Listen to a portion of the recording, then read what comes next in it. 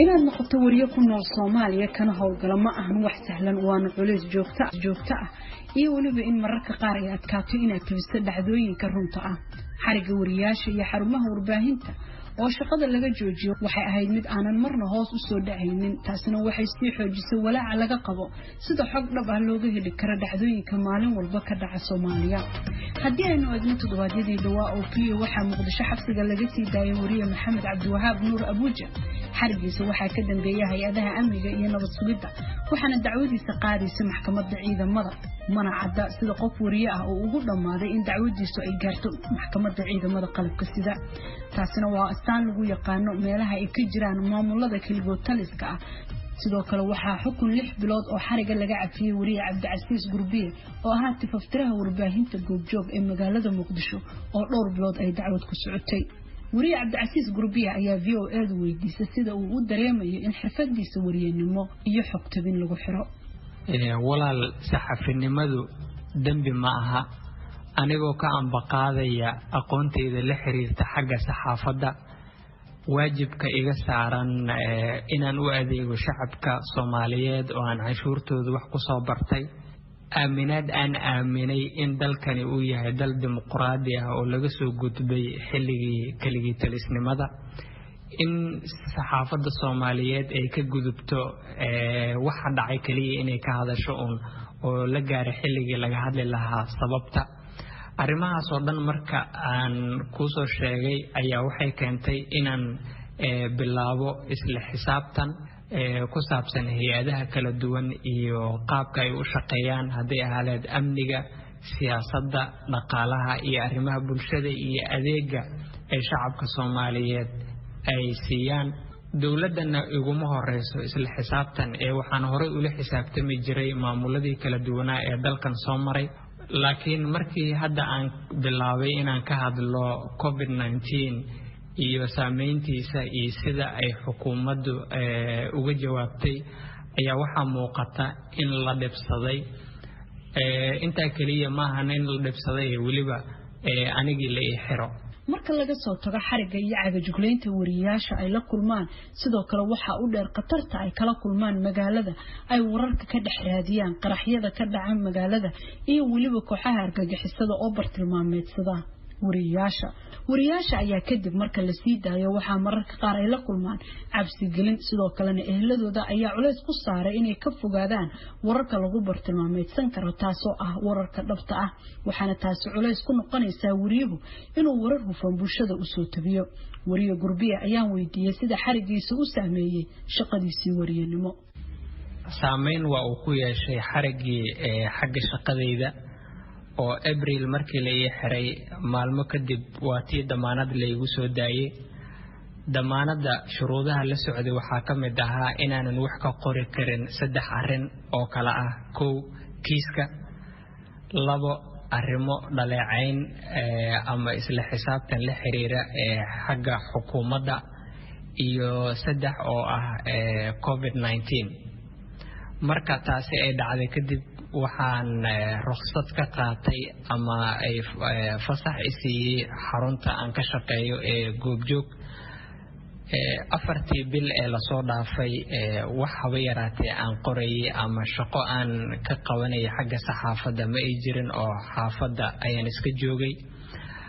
hadda oo aan kala dhamaanay maxkamadeyntii iyo arrimihii la xiriiray kiiskeygi oo aan xor ahay magaaladan aan joogo kuma dhiiran karo sidii hore inaan isla xisaabtankii sii wado oo aan shacabka u adeego oo aan wax walba su'aal ka keeno waayo waxaan aaminsanahay in xukuumadda hadda jirta aanay dulqaad u lahayn xorriyadda hadalka iyo guud ahaan saxaafadda oo si fudud haddana mar kale la isoo bartilmaameedsan karo marka arintaas aad iyo aad ayaan walwal uga qabaa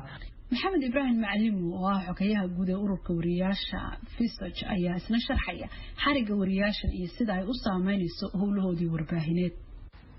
runtii wariyaashan waxay u saameysay markay timaado xuquuqdoodii shakhsiga ahayd iyo waliba tii shaqadoodii si weyn sababtoo waxay ahaayeen wariyaal madax bannaan oo shaqaysanaya iyagoo aan maaragtay loo marin sifo sharci ayaa maaragtay la iska xiray abuuja waxa uu xirnaa muddo 5 bilood ah iyadoo aan wax maxkamada la soo taagin in badan baan qaylinayna waxa la ninka la sii daayo haddii dacwad loo haysto dacwadiisa hal la keeno laakiin waqti dheer la iska xirtay intaas marka waxay ahayd sharci darro waa la soo sii daayay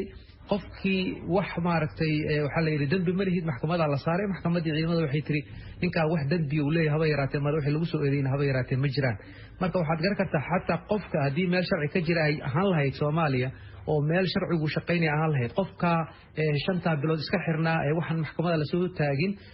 wuxuu yeelan lahaa magdhow wax haba yaraatee ma jirto iska baxal lagu leeyahay qofkii marka waxay ku abuuraysaa cabsi waxay ku abuuraysaa saameyn kale xitaa inuu qaarkood wariyaal badan waxay sameeyeen qaarkood inay ka tagaan Soomaaliya hadda inta badan waxa wariyaasha soo eedeeyay hay'adaha ammaanka mararka qaarna hay'adda nabad sugidda waxaana la xiriiriyaa falal amni darro taasoo la mid ah tabta ay adeegsadaan maamulada aan dimuqraadiga ahayn ee xukunka awoodda ku haysta waxaana inta badan wariyaasha loo adeegsadaa sharciyo adag oo ku qoran xeerka ciqaabta maxamed ibraahim macalimo ayaa ka waramaya halka ay ku dambeysay ballanqaadkii madaxweyne maxamed cabdullaahi farmaajo ee ahaa in aan wariyaasha loo adeegsan doonin xeerka ciqaabta wadab in madaxweynaha dawladda federaalka Soomaaliya Maxamed Cabdullaahi Farmaajo uu bishii May ka soo gudubnay maalintii xorriyadda saxaafadda uu ku dhawaaqay in wariyaasha aan la saari doonin oo loo cuskan doonin maaragtay xeerarkan hadda ciqaabta Soomaaliyeed oo ah xeerar aad u hor oo 64 Soomaaliya ay samaysatay runtii rajadaasi markii uu soo baxday wax weyn ayaa warbaahintu ay ka rajaynaysay waxaan rajaynaynaa in taa ay hirgalayso laakiin nasiib darro waxaan aragnay in hadda labadii wariyaal soo dhaafay arrintii la xiriirtay wariye Abuja iyo sidoo kale wariyihii kale ee ka horeeyay Asna Cabdicasiis Gurbiye kiiskiisa la soo afjaray asna 4 bilood socday in intuba loo adeegsanayo qodobo ku qoran xeerka ciqaabta Soomaaliyeed marka haba yaraatee ma jiraan wax ka suura galay qodobadii welina waxa wariyaasha loo adeegsadaa xeerka ciqaabta Soomaaliyeed waxaan rajaynaynaa in ku celcelinayna in dawladda federaalka Soomaaliya ay ka dhabayso oo madaxda Soomaaliyeed ay ka dhabeeyaan hadalkoodii ahaa in wariyaasha loo adeegsanin xeerka ciqaabta ah wariyaashan waxaa marka la sii deynayo mararka qaar lagu adkeeyaa in aysan ka hadli karin xarigooda iyo xabsiga ay ku jireen waxaanad arkaysaa in mararka qaar cabsi ay ka qabaan in dareenkooda iyo wixii ay soo mareen ay ka hadlaan wariyaasha xabsiyada marka laga soo daayo wariyaal badan oo ku naaloonaya xorriyadda sharciga iyo dastuurka uu siinayo meelaha qaar ee dunida ay dimuqraadiyaddu ka jirto ayaa ka cawda miisaanka iyo khatarta ay kala kulmaan howlahooda bal qiyaas waxa ay mutaan wariyaal ka howlgalaya dal Soomaaliya oo kala ah wariye Cabdicasiis Gurbiye ayaan weydiiyay halka uu jeclaan lahaa iyo xaaladda uu door bidi lahaa inuu wariyo ku noqdo xaaladda aan doonayay inaan ku shaqeeyo waa xaalad jirtay 1400 oo sano ka hor oo Umar bin Khattab oo amiirul muuminiin ahaa lagu la dhagay go'iisa oo aanu dadka xiri jirin masaafuri jirin bahdili jirin waa xaalad aan doonayay in dalkan ay ka hirgasho dimuqraadiyad oo lala xisaabtami karo madaxda ee markaas talada haysa loona arkayo inay tahay waajib waxaan doonayaa in ay ka hirgasho dalkani saxaafad mas'uula oo cid walba la xisaabtanta oo shacabka Soomaaliyeed indho u noqota oo tusta waxyaabaha xun isla markaana laga cabsado oo aan shiruur qaadan ummadda Soomaaliyeedna habeen iyo maalin u shaqeyso marka xaaladaasi waa inay la socotaa cabsi la'aan marka hadda xaaladda aan ku suganahay waa xaalad cabsi gelina oo la doonayo saxaafadda in loo adeegsado lagu soo maleegayo kiisas siyaasadeysan lagu adeegsanayo hay'adaha kala duwan ee dawladda marka xaaladan ma aha xaalad runtii aad iyo aad aan jeclaan lahaa inaan ku shaqeeyo ama qof saxafi ah uu ku shaqeeyo dhanka kale Soomaaliland ayaa kamid ah meelaha wariyaasha iyo hay'adaha warbaahintuba ay culeysyada kala kulmayaan dhamaadkii bishii June waxay ciidamada booliska Soomaaliland ay galeen xarumaha telefishinada Star TV iyo Universal iyagoo shaqaalihiina ku amreynay meesha isaga tagaan waxaana gabi ahaanba ay joojiyeen howlihii warbaahineed ee telefishinadaasi sidoo kale waxaa lagala noqday ruqsadii ay ku shaqeynayeen xarumahaasi warbaahineed ee gudaha Soomaaliland hay'adda u dooda wariyaasha ee CPJ ayaa qoraal ay soo saartay ugu sheegtay maamulka Soomaaliland inay dib u furaan xarumahaasi isla markaana ay u ogolaadaan in wariyaashu ay u shaqeeyaan si aan faragelin ku jirin ma aha markii koowaad ee mas'uuliyiinta Soomaaliland ay xiraan warbaahinta madaxa bannaan sidoo kalena waxaa bartamihii bishii in dhaaftay ee July lagu xiray magaalada Hargeysa madaxii telefishinka Astaan TV Cabdimanaan Yuusuf Ahmed Maxamed Jaamac waxa uu kamid yahay milkiilayaasha warbaahinta Astaan isagoo ku sugan dalka India ayaan weydiiyay sababta uu isleeyahay waa loo xiray agaasimaha telefishinka Astaan فلسطين ولا تلفزيون كل شقينا لكن جيرمان كشركة مثل عدمناهم تضوية وانكي بيشا أنا صار دافنا أيضا كان بسجود أي كقبتين هوتيل كالضمل كبعدنا مدو بهين وحنا أسوق بين حرمت في أيديدا هل كان سوق حرية عاول إلى تنشأ الطهي إلى حدنا إنه مشيين سببت وحرية هاي إيه الكيسة إيه مامور كشركة إيه أورك صحفيين تما أسكتي إنه وقعدنا ما يهدين جواب رسمية لبجير محكمة اللجية رومان بالوسط شري هذا قصيصة هذا أنا قلت ذا لنا وقعنا صدقت ومشينا العبدنا محرية هاي نومني شيء وحنا درينا إن هذانا معمولهان إن عبد المنان صفاء فعلين لو قبطي صفاء فعلين وحرية هاي صفاء شرعي ضلك وافق سنين وحرية هاي سووها ضد مالقشيء كسرني ضلك gaarahaan shirkadda Astaan oo dad muwaadiniin reer Soomaaliland iyo dadka loo Soomaaliyeed ay maalgashteen hantidooda geliyeen dhaqaalahooda geliyeen inta badan xariga wariyaasha iyo xarumaha warbaahinta ayaa loo marin sharciga iyo dastuurka u yaala Soomaaliya iyo kan Soomaaliland wasiirka warfaafinta Soomaaliland Salebaan Yuusuf Cali Koore oo goortii horeysay BOA-da u waramayay ayaa isagoo ka jawaabay su'aal ku aadanayd in xarigiisu yahay mid aan sharciga ku fadhiyin dastuurkana ka hor imanaya waxa uu yiri horta marka ugu horeysa laysanka siinaya maxkamadda Hiimaasi aan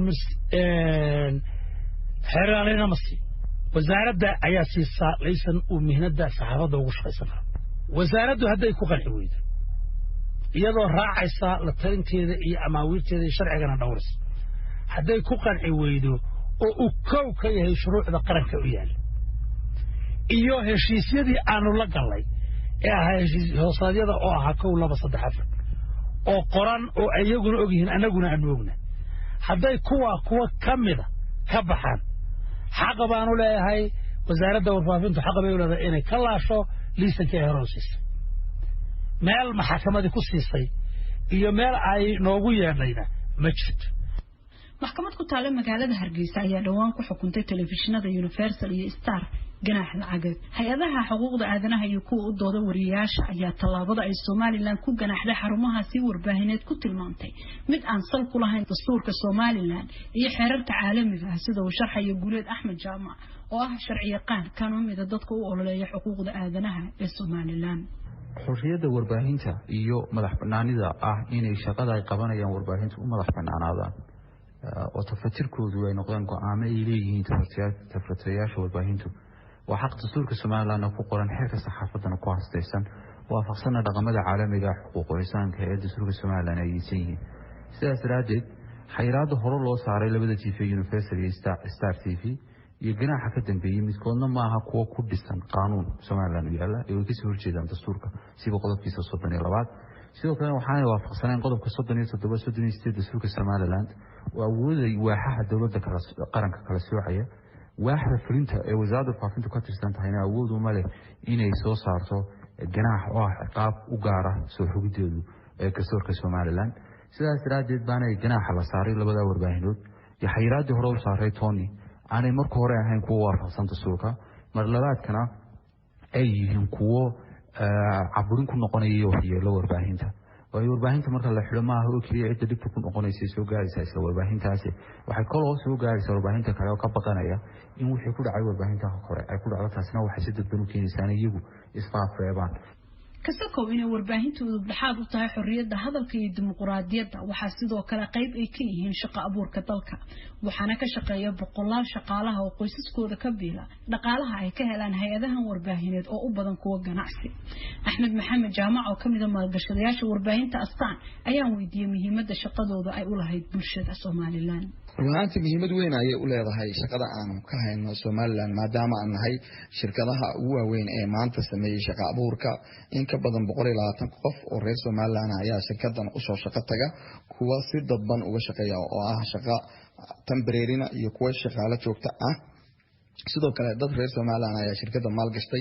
maalgashtayaal waxayna u hureen maalkoodii iyo hantidoodii. waxay sidoo kale astaan ay ku soo kordhisay warbaahinta Soomaaliland adeegyo cusub oo ah sidii loo soo nooleyn lahaa fanki iyo suugaantii, arrimaha sportska, caafimaadka iyo arrimaha bulshada qoseeya, iyadoo astaan ay xoog inta badan saartay inay soo celiso waxyaalo badan oo maanta warbaahinta Soomaaliyeed ka maqnaa. xariga wariyaasha iyo xarumaha warbaahinta ayaa inta badan ku qotoma sharciyo uu isticmaali jiray nidaamkii militariga ee Maxamed Siyaad Barre ee ka talinaya Soomaaliya 30 sano ka hor, markaasoo ahayd in hay'adaha nabad sugidda iyo ciidamada sida militariga u tababaran ay u soo xiri jireen guryahana ugu dhici jireen dadka lagu eedeeyo inay qabaan afkaar ka duwan tan dawladda markaasii jirtay. waxaana inta badan wariyaasha hadda la xirayo lagu soo eedeeyaa falal amniga ka dhan ah, qalqalgelin dalka iyo halku-dhigyo ay adeegsadaan maamulada keligood taliska ah, inkastoo maamulada falalkan geysanaya ay yihiin kuwa la soo doortay. dhageystayaal waxaa naga xasuusinaya inaynu isku dayno inaanu la xiriirno mas'uuliyiinta dowladda federaalka Soomaaliya gaar ahaan wasaaradda warfaafinta. sidoo kalena waxaanu isku daynay inaanu la xiriirno mas'uuliyiinta Soomaaliland si aynu arrimahan u dambeeyay ee xariga wariyaasha iyo xarumaha warbaahinta aanu wax uga weydiino, balse nooma aanay suuragelin. marka ugu horeysa ay noo suura gasho ayaanu idin soo gudbin doonaa fakarkooda arrintan la xiriira. inta ayaan ku soo gabagabaynaynaa barnaamijkii bandhigga VOA toddobaadkan.